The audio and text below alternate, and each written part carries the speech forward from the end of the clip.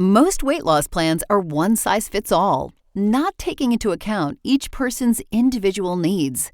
Noom is here to change that. Noom Weight uses psychology. That's why they say losing weight starts with your brain. But it also takes into account your unique biological factors, which also affect weight loss success. The program helps you understand the science behind your eating choices and why you have cravings. Everyone's journey is different, so your daily lessons are personalized to you and your goals. One of the great things about Noom is that it's nourishing instead of restrictive. They focus on progress instead of perfection. You don't have to give up carbs, or anything for that matter. Have cravings? Food FOMO? Noom can help you lose weight while still enjoying your favorite foods. To date, Noom has helped more than 5.2 million people lose weight. Stay focused on what's important to you with Noom's psychology and biology-based approach. Sign up for your trial today at Noom.com. That's Noom.com.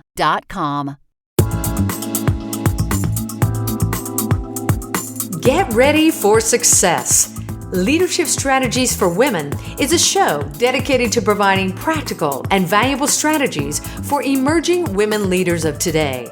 It's your time to get inspired, motivated, and challenged to achieve your vision for success. And now, here's leadership speaker and coach, Ellie Nieves.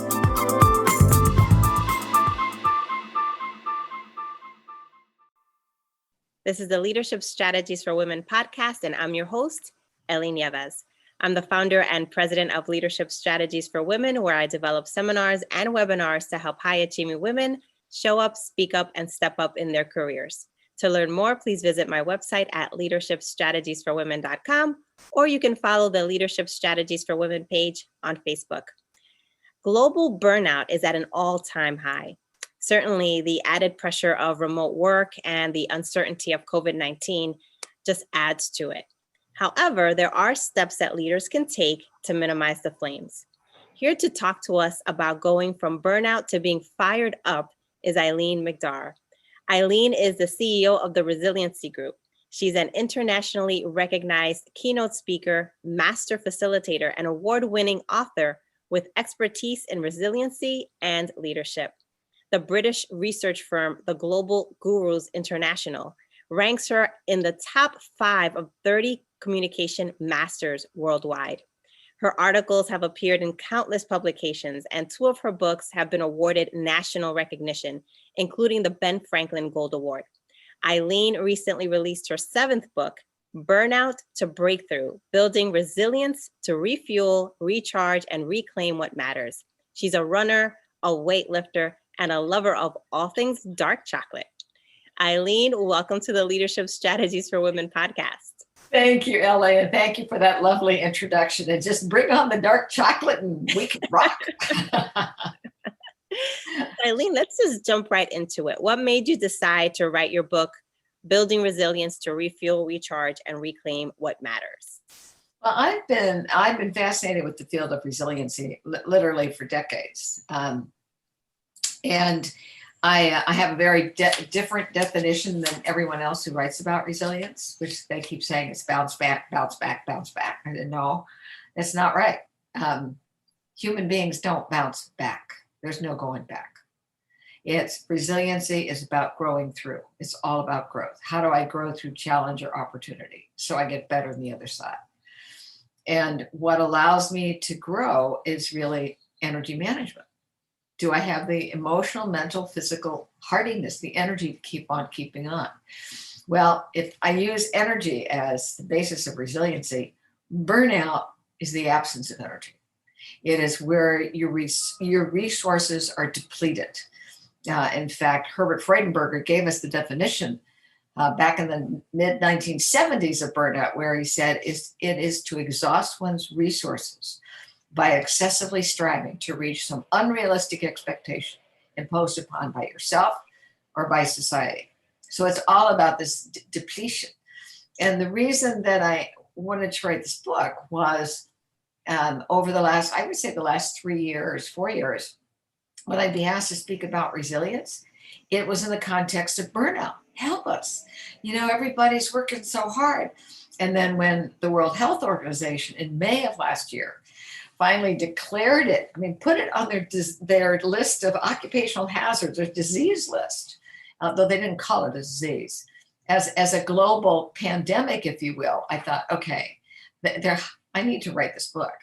And literally the month before I created the proposal, I was keynoting for about 5,000 pharmacists, American Pharmaceutical Association. And when 5,000 pharmacists stand for a topic that's overcoming burnout with resilience, they're not standing for me, Ellie. They were standing because they finally saw, oh, there is something I can do about this. And that was really the impetus. So I turned the manuscript in December. Here we are now in September. Well, it was one thing in December, and 2 months later, the world radically changed. So this issue of burnout now has a deeper, almost darker cast to it because of COVID-19. Mm-hmm. So if more companies were to embrace this concept, this idea of burnout and resilience, what changes would you expect to see in the business landscape? Okay. Well, first off, I don't believe you can lead anybody unless you lead yourself. So it's got to be, it's like a DNA molecule, where the molecule intertwines. You got to take care of yourself. You got to take care of the organization. You got to take care of yourself. You got to take care of the organization. So I'm not too sure you can separate them, but I can tell you specifically what drives employees into feeling overwhelmed and exhausted. So if I mention those because we're talking about leadership strategies, my challenge would be to the people who are listening to say, oh my gosh, do we do this? Oh, do we do that? So let me give you what are some of the more prominent things that I think can push people into burnout. Now, let me backtrack. Because many of us are still working in a remote environment, that adds a whole different complexion to this, Ellie. The home that was the place where, if I could only work from home, just one day a week, it would be great. Now people are going, oh no, don't make me work from home. Because now it's like crazy because our homes were not made as the place to work.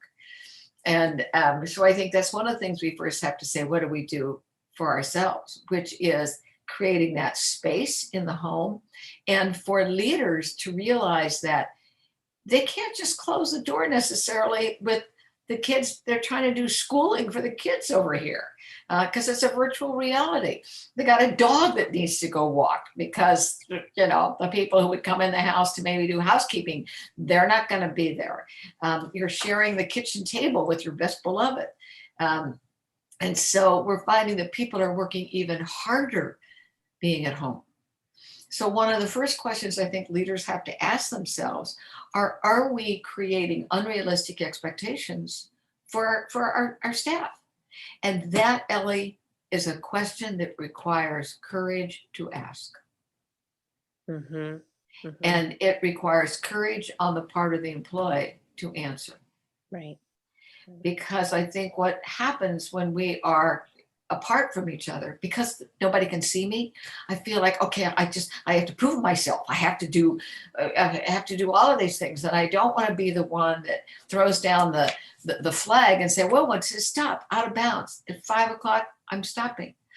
So first and foremost, it's going to start with some communication, some honest communication on the leadership side and in the employee side. And one of the first things are these unrealistic expectations. Mm-hmm. So what's the most common misconception when it comes to burnout? The misconception? Yes. Well, I related on a leadership side? Yes.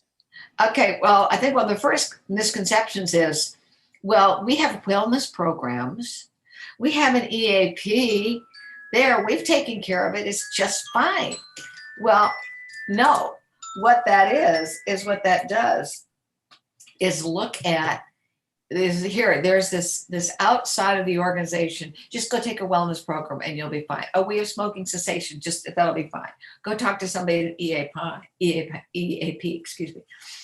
And the reality is, so that's the misconception. That's why I say we have to get back to say, what is it that we are doing as an organization, as an organizational culture that is fueling this burnout? So one of the things is creating these unrealistic expectations. Here's another one. It's the absence of feedback, which even when we were in our offices, we didn't always get feedback. But now that we are working remotely, we have no clue. Am I doing the right thing? Am I hitting the targets? Tell me what it is that I'm doing that can be getting in my way. I actually took some notes here of things that I wanted to talk to you about, and of course they are hiding on my desk. Here's some leader behaviors that lead to burnout: shaming, blaming, and intimidation. And if you think about that, this again requires courage on the part of a leader to say, what I've said might be shaming. It's blaming, intimidation. Unfortunately, these are the three behaviors that we see represented at the highest levels of government right now of dysfunctional behavior. That's not a political statement. That is an observational statement as somebody involved in an organization. Here's another one that can lead to burnout: coddling an employee because they're too valuable to fire, but they are absolutely dysfunctional and need to go.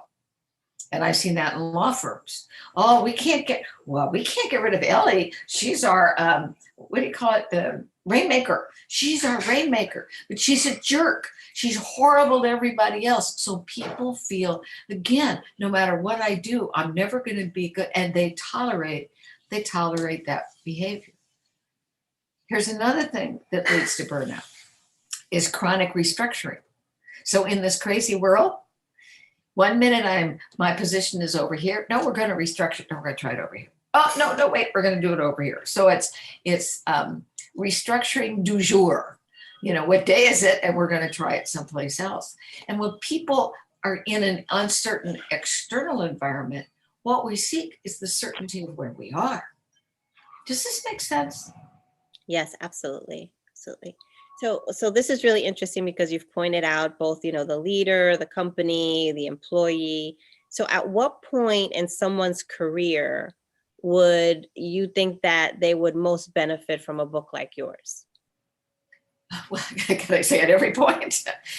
First off, burnout, I believe, is not a one-time thing because it is driven by events. It is driven by the people around us.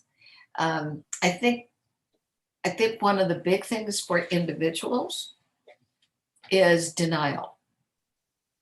To say, no, I can do this. I'm just fine. Every case study that I have in my book, Ellie, when we began the conversation, they were in denial about what they were unconsciously or unconsciously putting in their life that created this realm of exhaustion. And the excuses in their heads were things like, I'm a first generation and I have to work this way. I have to make my father proud. I was the first one who got out of college. Well, if I work these 3 jobs, I can go, I don't know, buy the whatever it was. And so the intensity with which they worked was driven by, and here's Freudenberger's definition, unrealistic expectations.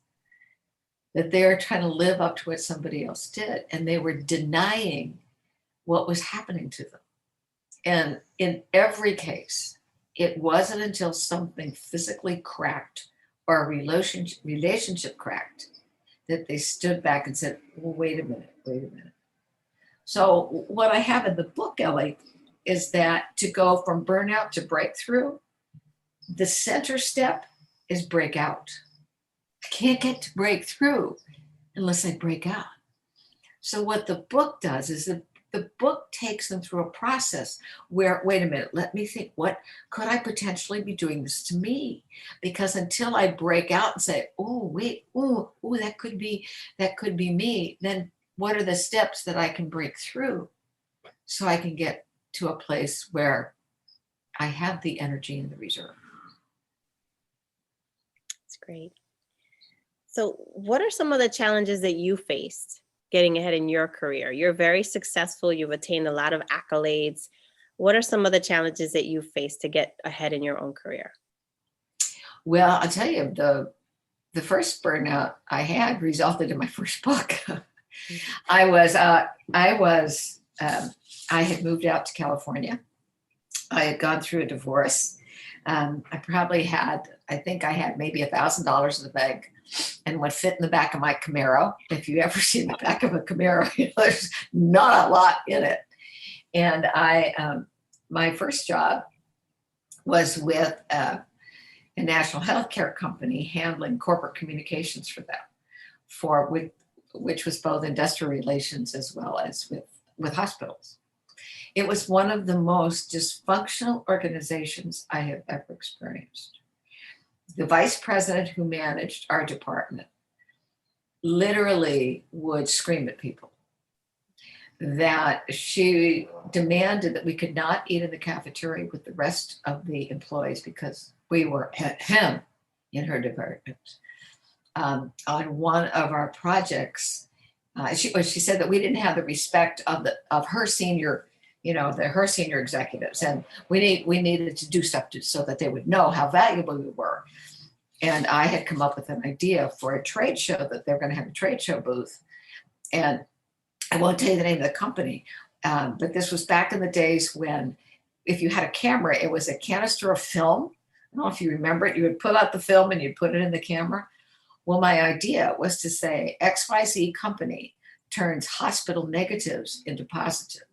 And that I collected all these little canisters, and that the invitation was on these rolls, what looked like tape. Well, another one of the senior VPs came in while she had 5 of us in her office. And he said, "Oh, Marjorie, that's just brilliant what you did." And she said, "Yes, I was really proud of myself when I thought of that." And I sat there with my mouth open. And I said, after he walked out, I said, "That was not your idea." And she screamed at me. She said, "How dare you?" Well, that was the time I knew, Ellie, that I was exhausted. I was going home crying. She wasn't going home crying. She was going home to a bigger house than I had, in a bigger car than I did. And I thought, this is really dysfunctional. And I am spending all of this energy feeling frazzled, and I don't care. So I left that and went into another organization, which was a PR firm. And I handled primarily their multinational clients. And the amount of work was overwhelming, and the demands. And what I realized here was another thing that can prompt you into burnout, is that I realized I was trying to work and make this, again, a dysfunctional owner happy. And the truth of the matter is, I didn't like what I was doing. I didn't care.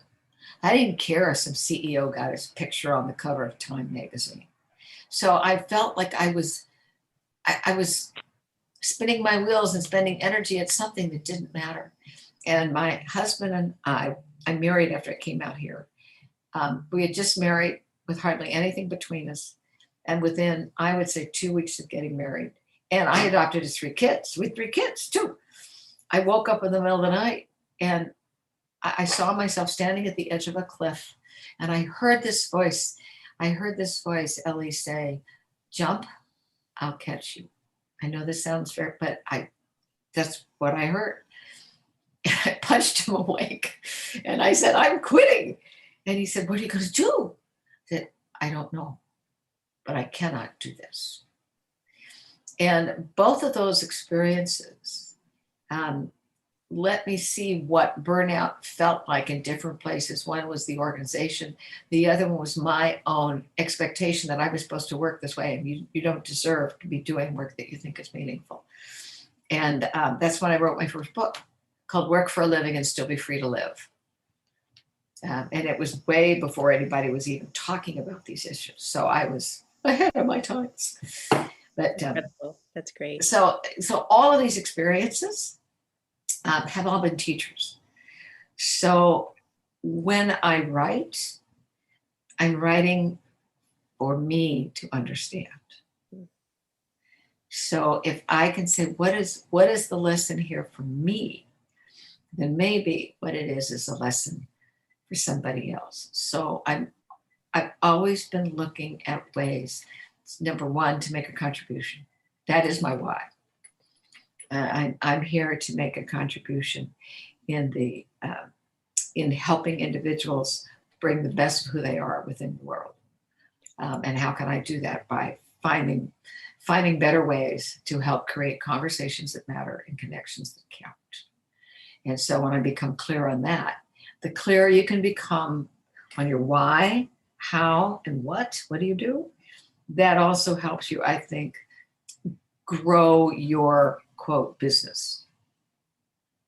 What do you think? Eileen, I'm anxious to hear what's next for you. You've accomplished so much already. You're clearly helping people to get through very difficult, challenging times, especially now during COVID. What else are you going to bless us with? What's next for you? Well, every phase brings new things, and I don't know whether this is a blessing or a curse. But I am, because of this book, I've been giving, like you generously offered to have an interview with me. I've been doing a lot of video interviews, a lot of podcast interviews, writing articles, sending those out, but also learning this new virtual world of connecting. And I am very much, I want to hug you. I want to shake your hand. I want us to sit and laugh over coffee or lunch or whatever.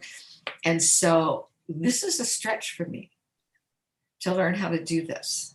I have an external microphone. I have a C920 Logitech thing. I got 2 ring lights. I'm trying to figure out, how to do this stuff. So what I am doing, when you say what's next, and I just sent this out, I am giving a keynote in Kenya to HR directors, but it's virtual. Nice. And because of the time difference, I had to record it. But I've never done that before. So you think about this, you're recording something, but you can't see anybody's reaction. I mean, humor depends on other people laughing, not just me. So I'm waiting to find out from the person who's organizing this. Okay, did you get it? Did it come down? Because I'm supposed to do this a week from Friday. And I will come on, at 6:30 in the morning, I'll come live if they ever send me the link. So then I can talk to the people and I can answer questions or anything. So I think what's next for me is learning a new modality to be present and helpful to people. That's wonderful. So how can our listeners get a copy of your book? Well, strange that you would ask that. First off, it is available on Amazon. You can get both the trade paper, you can get digital, and the audible is there. And I have to say, the woman that I retained to do the audio edition did an absolutely brilliant job. I'm really pleased when I listened to that. So you can go to Amazon. If you can spell my name, you can get that. You can also go to my website. We do have it on my website, which is, I'm sure you'll show my name. So it's eileenmcdargh.com. And you just go where it says store. In fact, I think on the homepage, it kind of pops up that way. And we are constantly trying to our very best to constantly update it with new resources that I find. Here's an article you might like. Here's an assessment you might like. I'm not as good as I would like to be in updating that resource, but we'll continue to do that. That's wonderful. Eileen, thank you so much for taking the time to talk to our listeners and our viewers about going from burnout to being fired up. You've been a tremendous guest. Thank you. Thank you, Ellie, so much.